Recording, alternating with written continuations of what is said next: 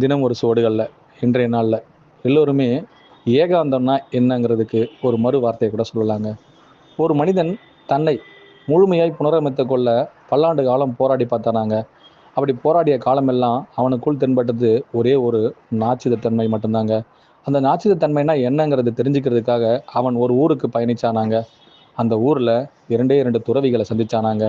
முதல் துறவி சொன்னாராம், உனக்குள்ள எது உன்னை தேட ஆசைப்படுகின்றதோ அந்த இடத்திலிருந்து நீ தொலைதூரமாக சென்று விடு, அது உன்னை தேடி வருகின்றதா, நீ அதை தேடி வருகின்றாயா என்று சொன்னாராங்க.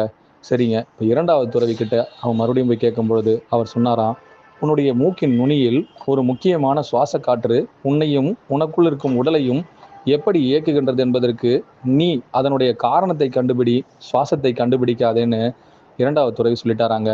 இப்போ அந்த மனிதனுக்கு ஒரே ஒரு விஷயம்தான் தெரிஞ்சுதாங்க.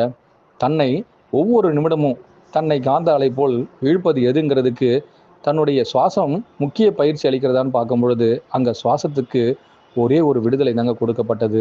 அது தன்னுடைய வேலையை செய்கின்றது. அப்பொழுது நான் என்ன செய்ய வேண்டும்னு கேட்கும் பொழுது நான் என்பதை நான் அறிய வேண்டும்னு அவன் புரிந்து கொண்டானாங்க. 2 துறவிகளிடந்தும் மீண்டும் ஒரு கதையை சுருக்கமாக சொல்லும் பொழுது உங்களிடம் இருப்பதை நீங்கள் உணரும் பொழுதெல்லாம் உங்களை நான் மிகவும் நேசிக்கின்றேன்.